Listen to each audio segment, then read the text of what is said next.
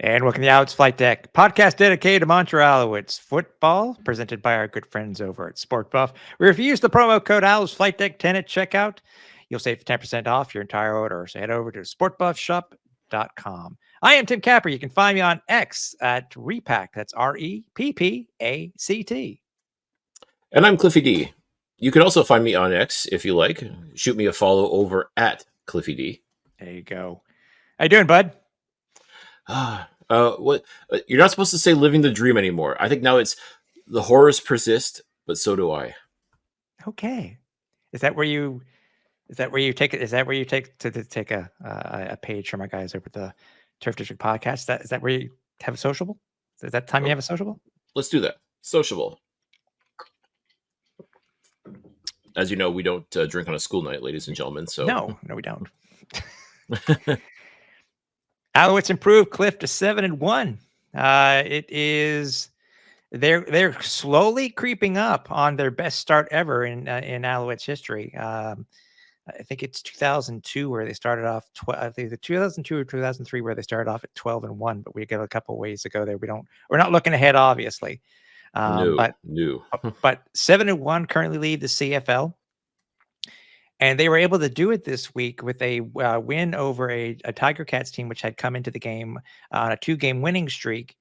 And, as we've seen, and it doesn't matter, you can look at previous history or whatnot. It doesn't really matter between these two teams because it always seems that most of the time that these games between these two teams are great matchups. And I think that's what we got this time around. The Owls were just, able to pull away in the second half. Yeah. And let's not forget, folks, the Alouettes have extended their winning streak at Tim Hortons Field. I think they're now 4-0, if I'm not mistaken, at least within the last year and a bit. I mean, 2 regular season victories in 2023 against the Hamilton Tiger Cats. The 110th Grey Cup at Tim Hortons Field, the Alouettes won that as well. And then, yes, this past Friday, the Montreal Alouettes did extend that streak and beat the Hamilton Tiger Cats. And I tell you, this train just keeps on rolling. That's the best. I guess that's the best way to describe it. Is regardless of what happens, regardless of whatever hiccups happen along the way, this train just keeps on rolling. I guess that's the best way to describe the momentum, if you will, for this Montreal Alouettes team going into 2024. I mean, they find ways to win, and I always say winners find a way to win, and that's exactly what the Montreal Alouettes did this past Friday. They found a way to win. Yeah, it's true. They have also won 7 straight road games, which ties a team record. So yeah, they're just, and it seems that no matter who's behind center, who's starting where, what position, if a guy goes down, it's been next man up. And in years past, Cliff, when we've seen the amount of players that have been on the 6-game injured list, it's been it's been really, really worrisome for Al supporters and for, and the media talking and the like, but it's just, this season, I think we're lucky enough, second year under Coach Jason Moss, is that even though we have these many named players on this 6-game, it just seems that him and Danny Machocha and the rest of the coaching staff have been able to find guys to step in and just continue, as you said, continue with this train. Yeah. And let's face it, every CFL team is going to have injuries. And you look at the Saskatchewan Roughriders, for example, they've got a ton of injuries. And I would argue that they are the second best team in the Canadian Football League right now. They're still rolling. They're still making things happen. They're still doing what they have to do. And same idea. It's where your depth gets tested. And we've talked about this on numerous occasions. Danny Machocha has built this team to compete and to win. And that's exactly what this team is doing. Barring one loss against Toronto, this Alouettes team has answered the call every single time, and they've come away with a W 7 times at least. And I just really, the way this team sits, despite the injuries that would normally cripple other teams, this Alouettes team just keeps on going. Like, they just pick themselves up, dust themselves off, and keep moving forward. And honestly, that's how you got to look at it. That's how it's got to be. If you want to be a success in this league, if you want to be considered one of the top teams in this league, you can't let injuries be an excuse. You can't say, "Oh, woe is me. My starting quarterback's down. The running back is hurt. Everybody, the offensive line is all banged up." It doesn't matter. cry to somebody else, because it doesn't fly as an excuse. You cannot use that as an excuse. That's where your depth gets tested. That's where you see the draft picks that you made over the years, how that comes to fruition. I mean, this is truly where you get tested, and that's how you got to look at it. It's a test. And so far, the Alouettes are very much passing the test. The Owls have been very lucky to have the depth that they had. I mean, in past years, it really was our place. Nobody was good, really the heir apparent to AC before he went down, with his concussion, and then he retired, and we went through some lean years. But now, again, having all the guys within this organization has helped quite a bit, and obviously going into this game this week, it actually helped quite a bit too. And obviously, it's going to be the Owls are going to be tested once again, obviously with what happened in this game. But Davis Alexander with Cody Fajardo currently on the one game are still nursing that hammy. It's Davis Alexander gets his first true CFL start, and for a guy who knows the system quite well in Montreal, Cliff, I think he did an admirable job. It wasn't perfect, to say the least. Nope. But when it comes to what is a technically again, I think this is how you put it on Flightdeck Live. He isn't a rookie, but this was his rookie or his first ever start. He did pretty well. He did. He had some, obviously, if you want to chalk it up to first start jitters or anything like that, had a couple of miscues, a couple of turnovers that did not flatter him. Let's put it that way. Let's call it what it was. I mean, it's just an unfortunate fumble that Hamilton was able to recover. And then, man, the Alouettes this year have been burned twice with pick sixes deep in their own end. I mean, unfortunately, a pass to Cole Speaker where Cole basically just fell apart in the trajectory. And Hamilton was able to basically pick that off. I think it was on the 20-yard line, and just waltzed into the end zone, almost untouched. But, again, this would break a lot of people, but Davis is just like, shake it off, flush it, and on to the next one. And he recovered nicely. And he was able to put together some drives. And he was able to do what needed to be done to get the win. And let me tell you, this kid is tough. I mean, mentally, physically, you name it. I mean, and he'll be the first to say, I got to be better. I can't be making mistakes like that. And he's right. I mean, we can give him a pass in the sense that, all right, it's your first true CFL start.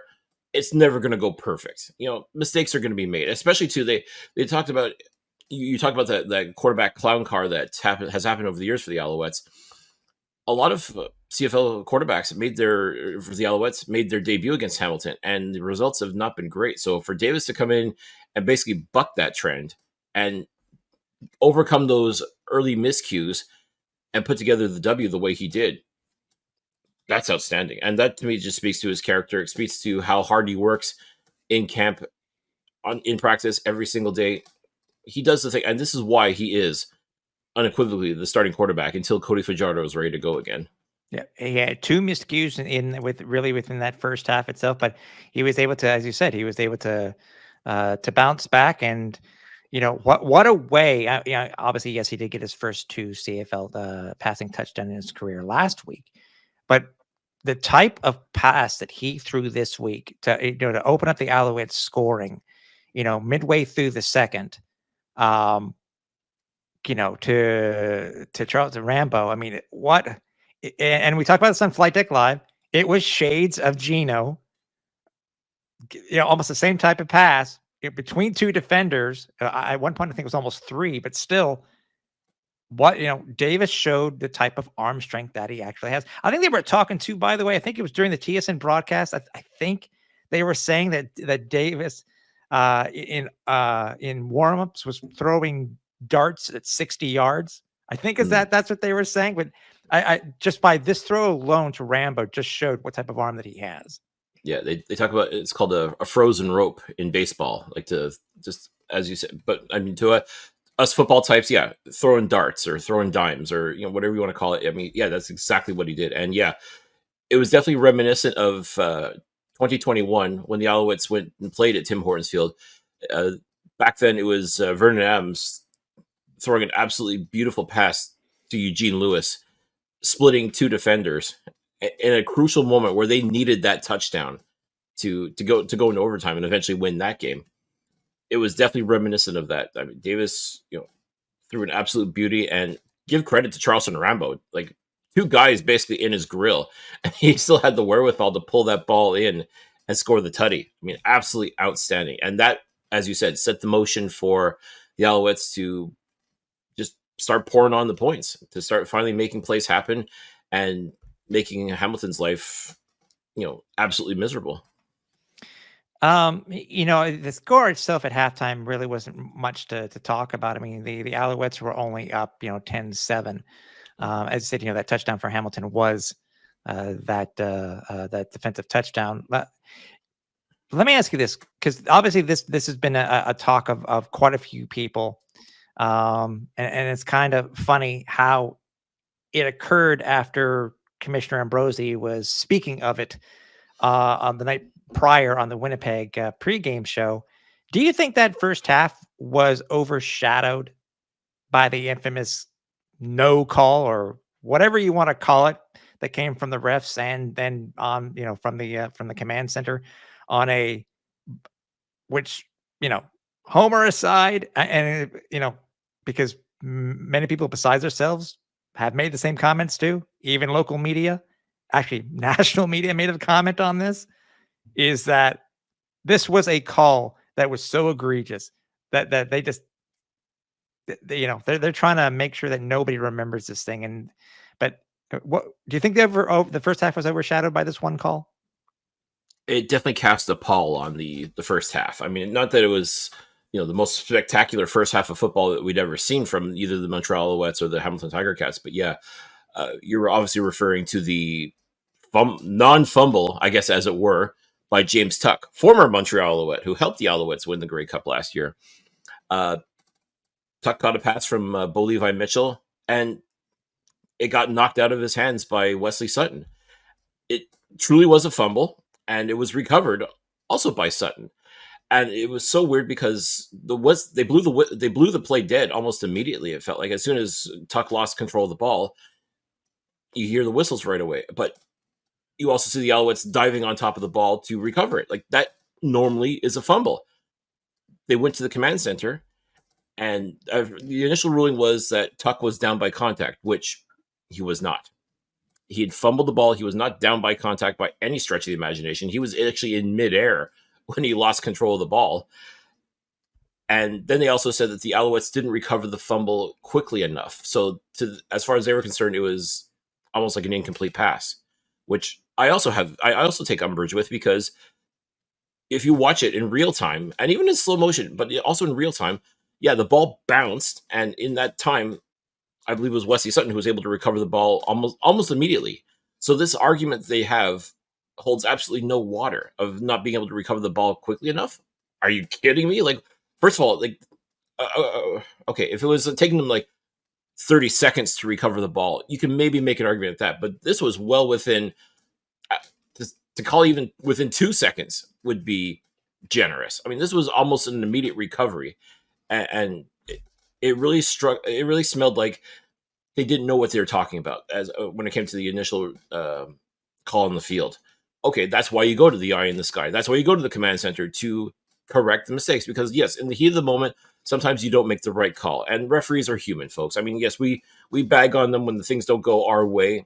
That's normal, but that's why you go to the command center. That's what they're supposed to be there, is to correct these mistakes. And simply put, this mistake was not corrected. It was just as though it never happened. And the reasoning that they gave behind it, it didn't pass the smell test by any stretch of the imagination. A lot of people were upset. I mean, I was beside myself. Like, how the hell do you call that? First of all, a dead ball foul, and also how do you justify it like that? Just be honest, own up to your mistake, and you give the Alouettes the ball. That was a fumble recovery. I'm sorry, and to basically try to whitewash it from, if you go to YouTube and see the highlights from the CFL's YouTube account, there's no mention of that whatsoever. It's almost like, oh, nothing to see here, folks. Pay no attention to the man behind the curtain, And for TSN broadcast to show that static image of the command center where you see the backs of their heads looking at the play, pretending like they're watching it, when for all we know they're watching Desperate Housewives or something like that, and then to come up with an absolutely BS call like that, and even worse justification of it.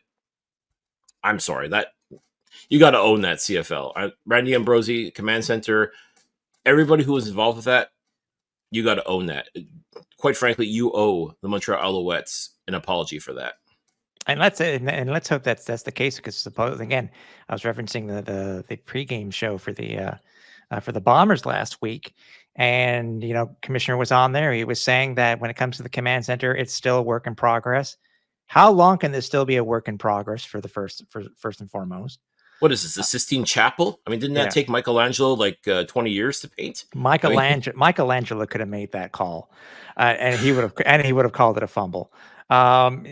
And it's, and then he says that, if there are mistakes that are made, that the league reaches out to the teams, Randy and I think Aaron Eckwood, and that's another name which I have totally forgotten, but I'm sure you guys in the will reach out to me via DM. But it's they reach out and they tell the team, yeah, we made a mistake here. I want to know if that was actually made. I'd love to know. I'd love to hit up Danny Machocha, or Mark Waitman and say, were you guys contacted by the CFL to quote unquote apologize for that horrible call that they made? On top of that, too, Cliff, by the way, Tuck gets a catch. Officially in the stats, he gets a catch. No fumble, no fumble at all, but gets the catch. I mean, Tuck. I joked last year. Like, there's times where he had the Tuck luck because he had some great plays, and again, he didn't do anything, disingenuous or anything like that. Like, it was just he was in the right place at the right time and made a play happen, which was fantastic for the Alouettes. But right there, that would be very much the definition of Tuck luck, to give him a catch for that. I'm sorry. Yes, he did catch the ball initially, but you cannot deny that he fumbled the ball. And okay, it happens, but call it as it is. And the fact that you've got all these different angles, you've got the eye in the sky, you've got every possible way to see, this was as clear as day a fumble. And for them to say the Alouettes didn't recover it quickly enough, so you admitted they recovered it then. So how does one recover a ball if it's not fumbled? I mean, yeah. Make it make sense and explain it to me like I'm 5 years old. Well, better check with Michelangelo, see what he says. Well, he's still calling it a fumble. Yeah. Still painting. I bet he'd paint the fumble on there too, just to really. I think if you look real closely up on up in the ceiling of the Sistine Chapel, I think you do see you see the ball. You see an Alouette there. He's already recovered the ball. So yeah. So there's your work in progress, Randy Ambrosi. Congratulations. Yeah. But besides that, luckily, the Alouette, it did not hurt the Alouettes in any way, Cliff. If anything, on the next play, Bo Levi throws a pass literally to Bryce Cosby of all people. Yeah, Alouettes defender, and getting another pick from, to add to his tally. Like, absolutely incredible. Yeah, but it's almost like karma saying, "Don't worry, guys, we got you," and and there it was. Exactly. And then the second half. The second half came again, and the Alouettes were able to pull away, win 33-16. But they were within that second half itself. I think is a lot of the stuff that we've been, that we were really speculating on during Flightdeck Live, because we didn't know much of the details behind it. But everything from Davis Alexander had a great second half. He ends up getting walloped. And almost, I think we thought, I didn't think he was dead, it looked like he hurt his back just by how he was trying to stretch out and stuff like that. But, that too is funny. 2 different halves, 2 different calls. What was your thought on the call? Give a little bit more of an explanation on what your thought was on this call. Well, again, the Alouettes were marching downfield trying to score another touchdown, and Davis Alexander just got his bell rung essentially by Casey Sales. I mean, and dude left his feet to levy this hit as well. And I don't get what's going on with these guys not securing their helmets properly, because Davis's helmet flew right off. Like I was worried his head was still in the helmet too. All day. I mentioned that in Flight Deck Live. Yes, if we had a drinking, that's the new drinking game now. If Davis is going to start, we gotta reach out to him and say, dude, do up your straps, please. Yeah, tighten that up, please. I mean, we're worried about you, dude. I mean, come on. So yes, the call in the field was grade 2 spearing, roughing the passer, which gave 25 yards on the play to move the chains forward. But I mean, Casey Sales, I mean, that was just completely unnecessary. And for Davis to get knocked out of the game like that temporarily, but still, he was knocked out. And by the way, which we found out through post-game interviews and stuff like that, that it was a surprise. It was a call from the booth, because they thought they wanted to check him just in case. Which, hey, they got that right. I'm glad they did that. But but at least we now have some context on why he left the game for those short period of time. Well, that's it, because Davis just got sunned right there. I mean, it was not pretty, but and give credit to the Alouettes. I mean, that's what, again, one of those moments where that could break you as a team. But I mean, this team is obviously clearly tight knit. Not going to let something like that, dissuade them, because Caleb Evans came into the game, and we know he's had his struggles under center. I mean, when it comes to short yardage, he's got it down to a science. I mean, just absolutely excellent. And once in a while, he'll shock you with, like, as I call it, the fadeaway jumper shot. I mean, he just catches everybody by surprise with it. And what does he do when he gets into the game? Not quite a fadeaway jumper, but same simple idea, just a little fade route. And David Dallaire catches everybody napping and practically waltzes into the end zone, scoring his first CFL touchdown. And just an absolute thing of beauty. And what I loved more than anything else with that, absolutely great for Dallaire to score his first CFL touchdown, but the way the entire sideline basically went and mobbed him afterwards. Like, they were wanting that for him so bad. And like that's fantastic. I mean, the way to do it. I mean, there's no words to describe how awesome that is. Like, to see everybody rally around, each other is a thing of beauty. Like, we talk about how this team is locked in. They're dialed in. They are there for each other. Like, Jason Moss has created a culture where everybody looks out for each other. They've got each other's backs 100%. And for them to celebrate Dallaire getting his first touchdown like that, I mean, that's a thing. That's what being a team, that's what being a family is all about. I mean, you want to be there for your brothers, and that's exactly what it was. And to see them celebrating with him like that, absolutely outstanding. And I think it has to be a bit of a redemption for Caleb as well, because he was taking his lumps as far as his performance against the Saskatchewan Roughriders 2 weeks prior. But when it comes to situations like that, he does it like a boss. And that was just an absolutely outstanding play for him to make. And it doesn't completely redeem him. It's not about that. It's simply about the fact that when called upon in a situation like this, where the starting quarterback gets knocked out, he's able to come in and just do things like that, just to keep the Alouettes in the game or even help them advance. And that's exactly what it was. And I full marks to Caleb Evans for that absolutely beautiful pass, and full marks to David Dallaire for getting that first tutty. I mean, it's absolutely incredible. Yeah, and even Caleb was involved in a rushing touchdown, which, as you said, it's been his specialty. That was unfortunate, because Davis threw an absolute dime to Charleston Rambo, and we were convinced Rambo had gotten his second touchdown of the evening. But supposedly down by, like, apparently getting touched by the defender's calf muscle means you're down by contact. Like, so that's down by contact, but you couldn't explain. You also thought down by contact was getting tackled for a loss, not getting tackled for a loss, but getting tackled and fumbling the ball as a result. That, what's funny? The NFL, you never really know what's considered a catch.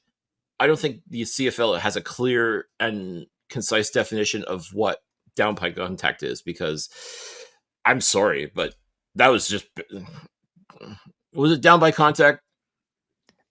I have a hard time. I have a really hard time considering being touched by someone's calf down by contact. Honestly, dude, I'm actually on that train for that one, because at first I was kind of iffy when I saw him go into the end zone, especially because he caught it and then he rolled into the end zone. But then when you saw it from the other angle, it's like, yeah, he was touched. It may have been the half-yard line, but he was touched. He did deserve the touchdown, though. He really, really did, because it was a great route, great pass, great catch. And it's, I hate those type of things. It's when it's like when a special teamer gets tackled at the 2 after having like 100-yard return. I hate those type of things, because it's like you can't give an assist. It's like Davis not getting the win 2 weeks ago when coming in relief. You can't give the running back an assist, so to speak. That would be interesting. Football assists. That would be interesting. A save in baseball for a win, a save in football, and now an assist in football. So just like in hockey, yeah. No, it's silly. And yeah, so as a result, Caleb Evans just basically has to fall forward and he gets a tutty on the next play. And listen, if you ask Charleston, I'm sure he would have loved to have had 2 touchdowns. And I believe he did end up getting the nod as the Budweiser player of the game for the Alouettes in any event. So obviously Alouettes Nation recognized his hard work and everything he did throughout that game. So kudos to him for that. But yeah, he definitely should have been credited. That should have been a touchdown. I'm sorry. I'll die on that. That's the hill I will die on, is that being touched by someone else's calf muscle doesn't make you down by contact. That's iffy. I'm sorry. Well, I'm still, I'm still along with that non-call fumble in the first half. So, but this lead, all this thing leads now to, Davis is still a little iffy, as you can tell. I mean, everybody saw post game too. He had a welt. He had a welt right here on the right side of his face. You could see it where he got smacked by the helmet when it was coming off. Or just being so loose and kind of, just the sheer smack of Sales into his grill. Yeah, I'm not surprised he had a welt. I'm not surprised if he was looking a little woozy. I mean, but as you discussed, you gotta secure your helmet. I mean, and there's been a few instances of that this year, and not just with Davis Alexander, but a couple other Alouettes losing their helmets. And it's not because the guys are getting their helmets ripped off. It really is just being loose, and I don't know why. And it's so funny because you're trying to prevent concussions. You're trying to prevent all these head injuries and brain injuries and things like that in Canadian, and well, not just in Canadian football, but football in general, sports in general. Yeah. And it's funny, if you wanted to, you could wear those guardian caps throughout, and it may get to a point where you may have no choice, but everybody having to wear those guardian caps on their helmets to prevent injury. But I mean, guardian cap's not going to help you if your chin strap is loose as hell and helmets just fly off anyways. Like, I just don't get this latest phenomena of not tightening your chin straps and keeping your helmet on your freaking head. Yeah, but this led to, with Davis still not 100% on their last touchdown drive. Davis rolls out for like a scramble of 10, slides down, but you could tell he's not 100%, because I think it was, it was his back partly his back, because you saw him before he was there working on his back on the sideline, and I think his hip. And so they took him out because you could tell. So Caleb Evan comes in, and this is where unfortunately it turned. Caleb rolls out like he does, because we know he's great at improvising and being able to get the ball down the field and using his legs. Either it was a turf monster, or you really can't tell where it occurred, but you can tell when Davis went down after the run to the right side, you knew something was wrong. You easily right there and then you knew something was wrong, and I'm sure Alouette supporters just gasped. He may be our current second string quarterback, but in that situation, that's not the time where you want another one of your guys to go down and potentially have another player with a season-ending injury.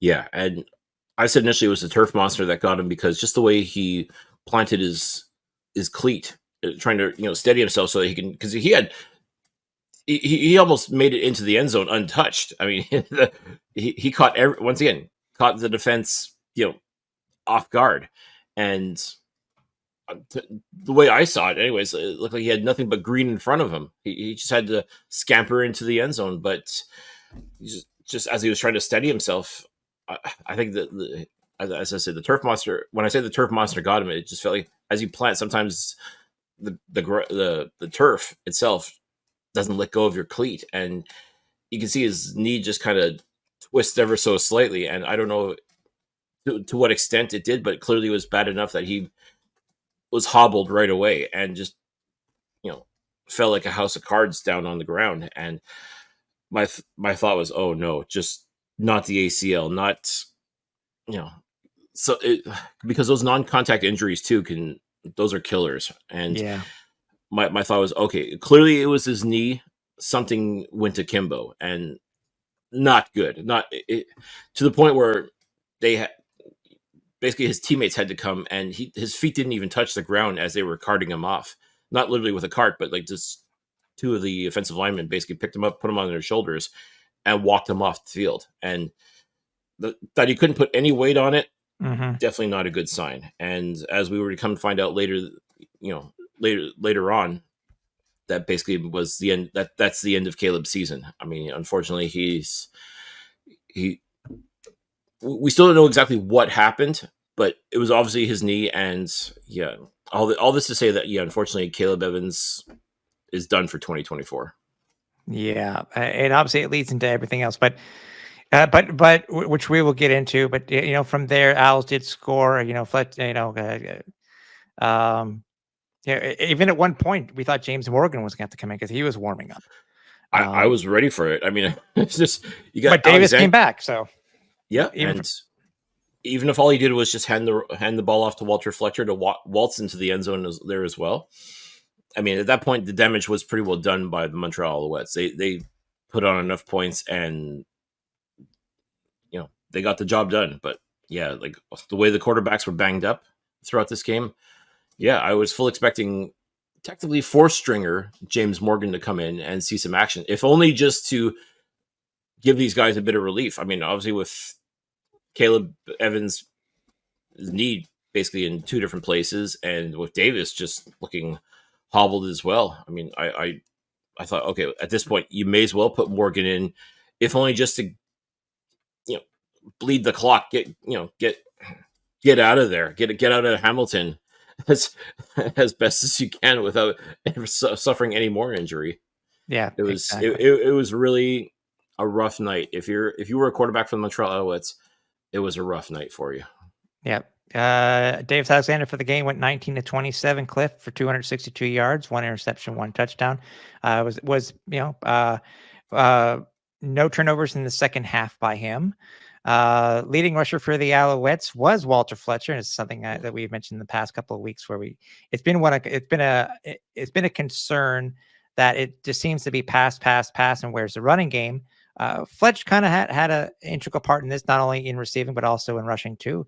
8 attempts, 56 yards, and a touchdown. Leading receivers for the team, it was Charleston Rambo, 4 receptions for 86 yards and a touchdown. Then it went to Tyson Philpott, 5 receptions, 82 yards. Then to Reggie White Jr., 2 receptions for 44. David Delaire, 1 for 39. That was his touchdown.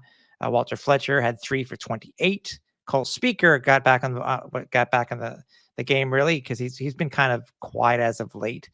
3 receptions for 18, and then to Nate Bahar, first ever catch as an Alouette, got his first for 1 for 4 yards, and then Jeshuan and Twee had 1 for none. So, but at least he didn't drop it. No, it's true. But Fletcher too, as I said, even though he had 26 yards, he had one where he had 26. He had 22 yaks. I know I know. I'm going to do it. Yak yards. I'm going to do it anyways. I don't care. Because I did it last week. That was your get out of jail free card. So there you go. And when I got to make a correction too, because I was questioning the Alouettes not going for two, and thinking that it had to do with a holder issue. I was, for some reason, Cliff, I thought it was I guess thinking back to our days when it came to Matt Schiltz, and being the holder on extra points, I thought it was Caleb also, but it was actually, I was corrected. It was Joseph Zima, but it still questions the 2-point convert try, I guess, to try to equal what Hamilton did. And obviously it's a divisional game, so I get it. Offensive wise, what's your thought, dude? Okay, I think the only real concern, which really just hasn't gotten going yet, is James Letcher. He's just considering what's happening in Saskatchewan, dude. It really makes you wonder. I feel bad for him. We know he's due to break one, but he just hasn't been able to. Yeah, he's come close, and he's had a couple of nice returns that have put the Alouettes in decent field position to start, which is fantastic. But yeah, you after what we saw from James Letcher last year, you have to wonder, it's coming. It has to be coming. He's going to break one off soon, and it's just when. let's not forget, it wasn't until the latter part of the season where Letcher was scoring his kick return or punt return touchdowns. But Super Mario has just been doing it consistently ever since he's here, and then since he's been traded, since he was traded to Saskatchewan. So yeah, just last week, that was the opening play for the Saskatchewan Edmonton game, was Super Mario bringing it back. And you have to wonder, when is James Letcher going to get his opportunity to bring one back to the house? When is he going to get the house call? It's coming, folks. I promise you it is. This kid is just way too talented, and his ability to read the field is second to none. And I think a lot of opposing special teams coaches know this, and I think they're actively coaching their teams to get him, to mitigate any sort of return that he's able to make. And let's face it, even if he doesn't bring it all the way back to the house, there's been a lot of times where he's been able to bring it back to at least midfield, which again puts the Alouettes in great starting position. Yeah. And that too is a valuable asset as well. And there's something else that Letcher brings to the mix, along with his incredible speed. So I mean, it really is just a matter of opportunity, folks. I mean, it's going to happen. He will be scoring a kick return or punt return touchdown at some point in 2024. Just because it hasn't happened yet doesn't mean there's still a lot of racetrack, folks. I mean, there's still a lot of time for Letcher to get on the board with a tutty or two in the return game. So keep the faith. That's the only thing I'm going to say, is keep the faith. James is capable of doing this. It's just simply a matter of when. Yeah. What are your thoughts, Cliff, on obviously the Alouettes only gave up 16 points. Tell us about this defense, man, because again, the defense, as we've seen all year, is always playing a huge part in these Alouettes victories. I mean, they nearly pitched the shutout again as far as defense giving up touchdowns. I mean, and I know it kills them to give up these garbage time tutties, which is what happened. I mean, again, the only touchdown Hamilton was able to score in the first half was a pick six. So that's not on the defense. That's on the offense. Otherwise, this defense has just been otherworldly. And the way that Noel Thorpe has this defense going is absolutely phenomenal. And we got to talk about making Bo Levi Mitchell's life a living hell for those 3 hours that this past Friday. And I said he was going to stretch the field, because he came into this with a 2-game winning streak, and he was feeling himself. He was looking like the Bo Levi of old, especially scoring 5 touchdowns against Edmonton, throwing for 5 touchdowns against Edmonton. You got to think, oh, he's going to light it up. And I think that's why a lot of people were picking Hamilton to win the game too, because, oh, Bo Levi's back. He's the Bo Levi of old again. Not quite. Montreal just has this way of making opposing quarterbacks look foolish. And Bo Levi, he tried to stretch the field as best as he could, and he got a couple of passes in that, did that. But more often than not, you're looking at pass breakups, you're looking at interceptions, you were looking at knockdowns. I think Bo Levi was sacked a couple of times too, if I'm not mistaken. I mean, everything that Bo Levi had to do to try and win this game, Montreal had an answer for, and simply just couldn't. They couldn't establish anything until well after the fact. Yes, he did eventually find Tim White in the end zone late in the fourth quarter, but at that point, the damage was done. At that point, you're just padding your stats. I mean, and going for two afterwards, as we talked about, point differential in the CFL does matter, especially when this is a 2-game series. These two teams are only going to play each other twice this year, so ideally you want to put on as many points as possible, just in case that does become a factor later on down the road. I mean, the way that Hamilton's playing versus how Montreal's playing, it feels like these two teams are still going in completely different directions, but it is still something you have to take into consideration. So I understand why Hamilton went for 2 after scoring their lone offensive touchdown late in the fourth quarter, just in the off chance that you're able to make the comeback. But by and large, though, I mean, Bo Levi just did not play a great game against Montreal. He's not a terrible quarterback, but no, he looked like the Bo Levi Mitchell that went 0-5 to start 2024. And he got baited by Kabian Ento. Said it before, and I'll say it again. Keep calm and KB on. There's just something about Kabian Ento coming up with a massive interception at Tim Hortons Field. He did it last year at the Grey Cup, picking off Zach Caleros in the end zone to help keep Montreal's hopes alive to win the Grey Cup. And sure enough, this past Friday, just as Bo Levi was trying to drive down the field and make something happen with his receivers, Kabian Ento was having none of that. Picking the ball literally out of midair. And I talked about, too, where are the ball hawks? We haven't seen the ball hawking happen over the past couple of games. Well, it's almost like Kabian heard that and it's like, I got you, Flightdeck. I got you. And sure enough, picked the ball right out of the air. And between that and the Bryce Cosby interception, I mean, Bo Levi was he was having a hard time out there against the Alouettes defense. And that's what this Alouettes defense does. They just slam the door on you repeatedly. And aside from that one touchdown, that garbage time touchdown, which I'm sure they're pissed about having to give up, it happens. What are you going to do? But this defense, on all assets, was doing everything they can to win this game, and they damn near won it on defense alone. And it was just making life easier for Davis Alexander, especially when he had those early miscues. At least the defense was able to come and help out. Despite that non-fumble, the defense still came when they answered the call when they needed to. And simply put, when you talk about defense winning championships, arguably you can make the argument that defense essentially helped win the Grey Cup for the Alouettes last year. It may even do that again this year in 2024. I mean, that's just how top tier this defense is. I mean, whatever Noel Thorpe is selling, this defense is buying. And you're seeing it on all levels, whether it's defensive line, linebackers, secondary. Everybody's on the same page. Everybody is firing on all cylinders. And everybody is making plays happen. And it is fantastic. It is just absolutely fantastic. So much fun to watch. And as cool as it is to watch this team put points on the board, you can't help but smile every single time you see a pass breakup, every time you see an interception, every single time. If we ever can get another pick six, that'd be even better. But this defense, absolutely 100% is on another level. Yeah. Najee Murray led the team with 10 tackles. The only sack went to Tyrese Beverett, but I mean, it was nice. It was in the first half. It was just great, but just pressure all night.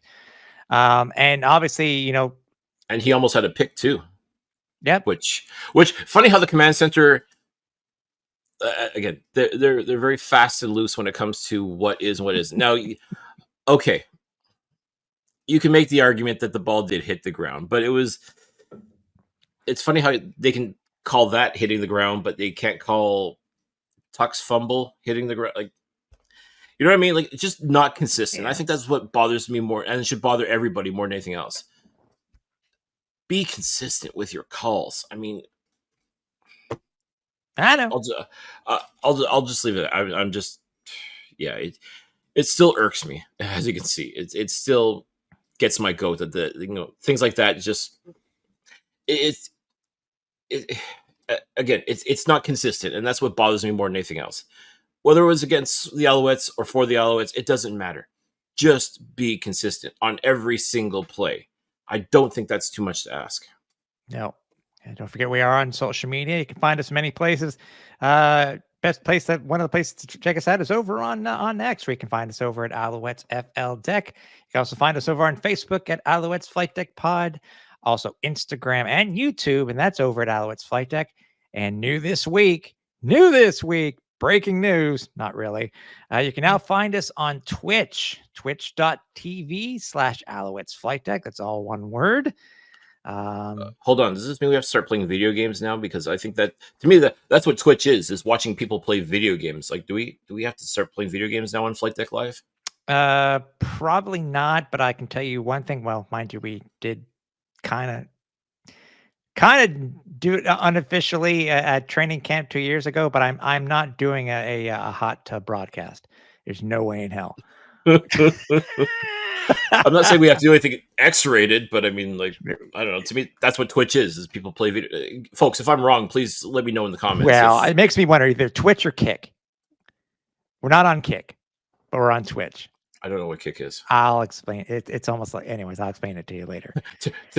Tell me you're middle-aged without telling me you're middle-aged. What the hell is Kick? Let's say I'll explain it to you later, boomer.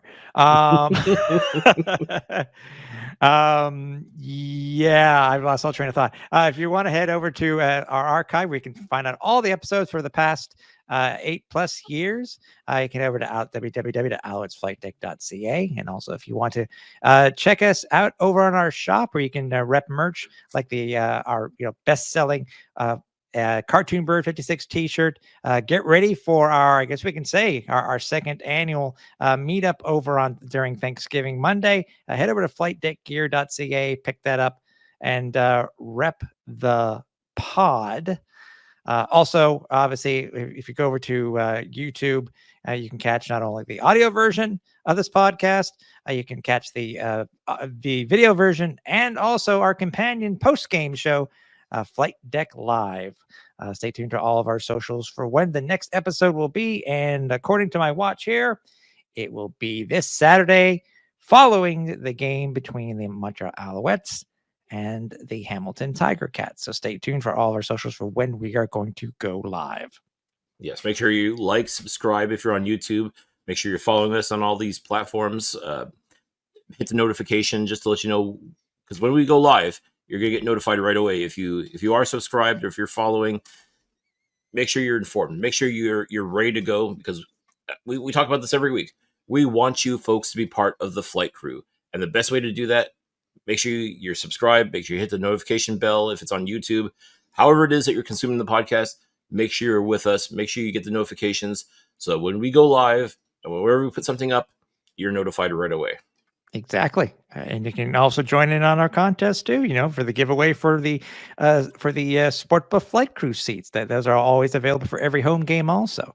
So obviously, for all the games we've had so far this year, congratulate to our winners, and you yourself can actually be one too. So just stay tuned for all of our socials. So obviously, with what happened to Caleb Evans, the Alouettes had to make a roster move, and that's what they did. Now, first and foremost, Cliff, I mean, before we found out, did you have any idea which direction that the Alouettes might go? I mean, obviously it had to have been something that knew the system in some way, because it's somebody that needed to have some CFL experience, especially if you're going to be, will be, unless something, God forbid, happens, you're going to be the third down back. Are you going to be the short yardage back? Did you have any idea of which way the Alouettes were going to go before it was announced that the Alouettes re-signed Dominic Davis? Well, I mean, when we saw what happened with Caleb Evans, I figured, okay, it didn't look good. So, I mean, what direction were they going to go with? I mean, technically there were 4 quarterbacks on the roster as it stood, but we didn't know, obviously, with Cody Fajardo still being up in the air with his hamstring, we didn't know what was going on with that. Even though they took him off the 6-game list, only to put him on the single-game injury lists, like, for whatever reason. I also couldn't tell you. Coach made a good point. Continue, and I'll expound more on that. But Coach made a good point about it. Okay, so all this to say that yes, okay, you've got Davis Alexander, who right now is a starting quarterback. If Caleb Evans can't go, and Do you go with James Morgan, who's the fourth string quarterback, as we talked about? We don't know what his capabilities are. Is he the kind of guy that can do short yardage? We truly don't know. I mean, we saw him in very limited action during the preseason, so we're not truly sure what he's capable of doing as of yet. But do you go with that option, or do you bring in someone who does know short yardage? So the Alouettes wisely went with option B, is to bring in someone who does know short yardage, someone who does know the system here in Montreal. And yes, definitely, I was a little surprised simply because I didn't know which direction they were going to go in, but I guess it does make absolute total sense to bring in a Dominique Davis who was with the Alouettes and did short yardage extremely well. And I guess it was confirmed to us that Caleb Evans' season was finished as a result of the knee injury. We still don't know to what extent and what exactly the injury was. It doesn't matter at this point because essentially Caleb Evans is done for 2024. That's unfortunately that's what it is. What it is. I mean, it sucks for Caleb because yes, despite the little hiccups he was having along the way, as far as when he was behind center. It's still unfortunate because he was doing an excellent job when it came to short yardage. I have all the faith in the world, though, that Dominique Davis will come back in here, back like he never left, and he'll be able to continue that because Davis Alexander, we know what he's able to do as far as quarterback goes in relief of Cody Fajardo. When Cody comes back, absolutely we know what he's going to do. Like, this is still Cody Fajardo's team, full stop. No matter what happens, whenever it is that he does come back, this is going to be Cody Fajardo's football team. Davis Alexander right now, keeping the seat warm and doing a very admirable job in the process. But as far as short yardage goes, would you trust Davis with that? Certainly not while he's the starting quarterback at this moment. So it makes total sense for the Alouettes to bring back Davis. And he was apparently all done with football. He after being cut by the BC Lions, he thought he was done. But you know what? All it takes, folks, sometimes that's really all it is injuries to happen. Make sure you're ready to go. Make sure your phone's charged. Make sure you get that when you get that call that you can say, yeah, I'm there. And that's exactly what it is. And now Dominique Davis back in the lineup. And I have no doubt in my mind that he'll be able to do the short yardage just as good as he was back in 2022. Yeah. And to expand more on what I said, it's actually Danny Machocha who mentioned it in the Montreal media, is that it was this. Cody was on the 6-game injured list, right? Mm-hmm. Okay. That's not 6 weeks. That would have been 9 weeks.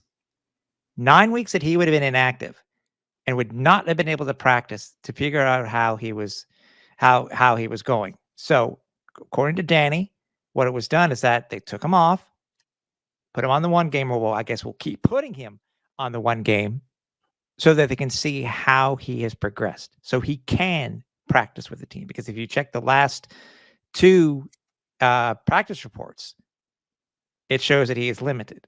So he's actually be able to be there on the field and do something.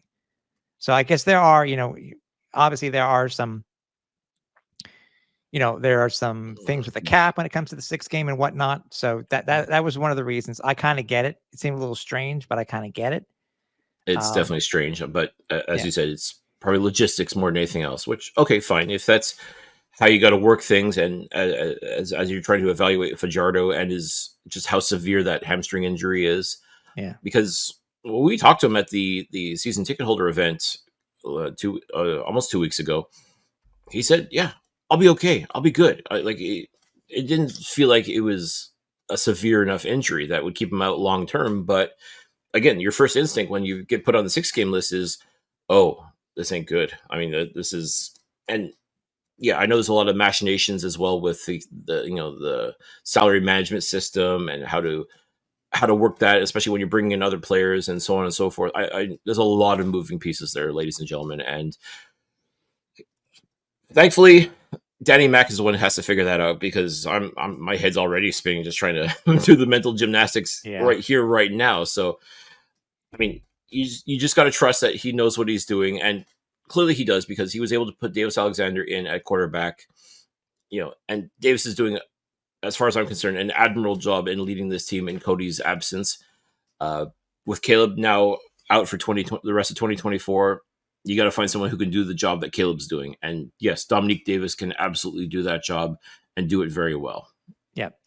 Some of the things that we actually did miss, because I could swear to you, Cliff, that it was not listed until recently, because I usually do peruse the CFL transactions wire specifically for the Alouettes. But retroactively, that's how I'm going to put it. Retroactively to the 1st of August, Reggie Stubblefield, Tyler Richards, and Tyler Snead, Cliff, have all been extended on the 6-game injury list. People remember with the injury list last week, Tyrell Richards was listed on it, but obviously did not practice, and I guess now we know why. But I mean, it seems funny. I think you mentioned this to me pre-show. It's obvious for Reggie that he's going to be extended on the 6th game. Tyler, though, I guess, he's out of his walking boot. I guess it's just a matter of, because I think we saw him, as I said, during the season ticket holder event, he seemed to still have a little bit of a limp. That was just me. That's just something that I noticed. Yeah. But I kind of understand why these guys are still, get healthy. We have a plethora of guys who are out there who are able to ball, and each of these guys will be back. We'll be back for sure. Oh, definitely. And that's, again, credit to Danny Machocha and this organization for addressing the needs as they come about, because it sucks to lose guys to injury. It sucks to lose, superstars, essentially, guys who have helped this team win the Grey Cup last year, to see them on the 6-game list and getting extended as a result. And you're just, all you can hope for is that these guys just get better soon and they're back sooner rather than later. But in the meantime, give credit to the organization for addressing the depth and making sure that the guys that are on the roster, whether it's the practice roster or guys you have to add on in free agency, guys that can come in and step in for these crucial roles, and making sure that they understand and know what's, they buy into the system as well. And again, I'm not too worried with Dominique Davis, because same as Caleb, as a starting quarterback, iffy at best. I'm sorry to say, but when it comes to stuff like short yardage, the simple things, like you need him in there for a play or two just to make a pass or hand off the rock to whomever is in the backfield. Dominique Davis can do that with no problem, just like Caleb Evans was able to do that with no problem. And every once in a while, you get pleasantly surprised when it comes to Caleb. I have no doubt in my mind that Dominique Davis could do something similar to that too. Will he have that fadeaway jumper shot that Caleb had? Maybe not, but he may have a trick or two up his sleeve that can help move the chains or even score a touchdown that nobody's expecting. But as long as he can fall forward and get the first down, at this point, that's what you need a Dominique Davis for. And I'm glad the Alouettes addressed that. And if they didn't feel that James Morgan could do that, so much the better. Maybe it's simply a matter of knowing what you have in your arsenal. And if you don't have the right guy to do the job, then you go out and you get the guy to do the job. And that's exactly what the Alouettes have done this week. And we're glad to see Dominique Davis back in the lineup, if only for that. If only to make sure that he can do the things that Caleb Evans was asked to do. Yeah, before we do a really quick preview, because obviously we are playing the Tiger Cats again, I want to mention that this week's game is the Tackle Hunger game, yearly Tackle Hunger game. It's a very big thing, obviously, within the CFL and within the Montreal community itself. They'll be taking donations, and you'll be able to bring perishables to the stadium for the second time this year, Cliff, and potentially third. We'll see what happens in a couple of weeks. The Grey Cup is back in Montreal. It'll be there on the fan base, where you'll be able to give a donation and take a picture with the Grey Cup. And by the way, the third time I'm thinking is in the next home game, Cliff, for the 50th anniversary game. But that's in another 2 weeks. But that, I think, $2 hot dogs. It's one of the weirdly named things. It's the next gen football game. We'll find out what that means. Alouettes announced. Yes, I was told that apparently you're going to be getting a lot of younger fans involved in the game, as far as they'll be doing some announcing some of the plays. Cool. Okay. I'm sure a young fan will be participating in the coin toss. Little things like that. Like, I don't want to call it Kids Day necessarily, but like you said, they're calling it the next gen game. But so, yeah, I guess it's the next generation of Alouettes Nation to be a part of the game and feel like they're involved with the team as well. I think that's very cool. And I'm sure they themselves, even though that they are going to be younger fans, they themselves would be able to call last week's fumble a fumble. So maybe they'll be involved in the command center. Who knows? You know what? If ever there was a time for a take your kid to work day, maybe that would be it. Because I'm sorry, I'm still miffed. I gotta Cliff, I gotta let it go. You can't change what happened. It just shouldn't have happened in the first place. But you know what?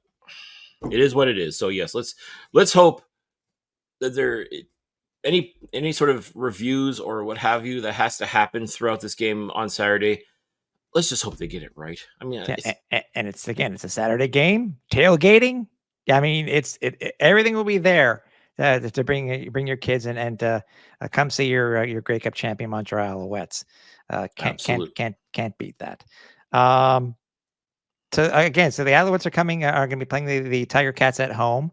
They are currently favored by 7.5 points according to FanDuel,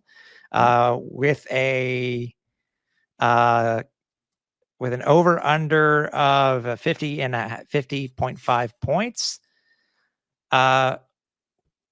I mean, is it more the same for the Alouettes this week that they need to do? Obviously, you don't want to have the exact same game plan as you did as the week prior, because you have to, surprise them a little bit. I mean, remember, this is the team that all of a sudden broke out the onside punt in a meaningless game last year versus Hamilton. So could we be seeing that potentially? Who knows?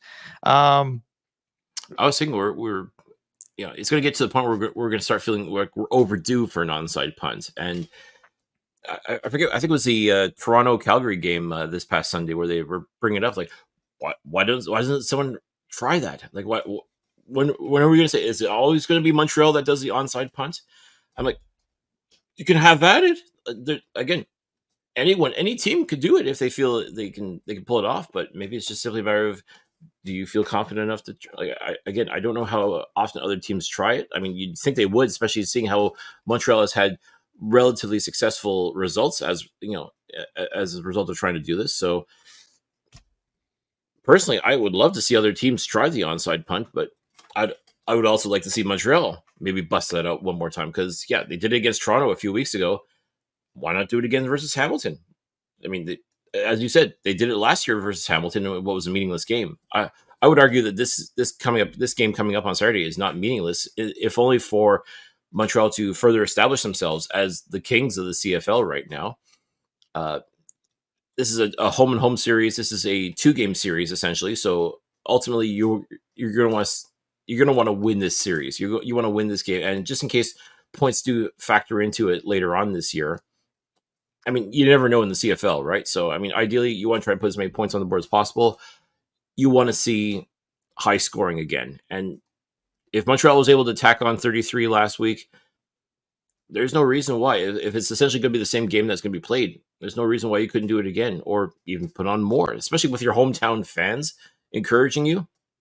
Yeah, you could hang a 40 burger. Why not? I mean, to me, I think Montreal's got to execute the same game plan they did last week. That Bo's going to be prepared. I think he was thoroughly embarrassed with his performance last week, and he's going to come out firing again. But Bo Levi, by and large, does not play very well at Percival Molson Stadium. So I wonder if that's going to play a factor in the game planning as well for the Hamilton Tiger Cats. It's a good question. The Owls have won the last 5 games at home versus the Tiger Cats, and I think this is a stat that was brought up a few weeks ago by the gurus that they are. The last 5 back-to-backs between these two teams, Cliff, have been split. The last team to sweep the series were the Montreal Alouettes, Cliff, and they did it back in 2003. So anything's possible.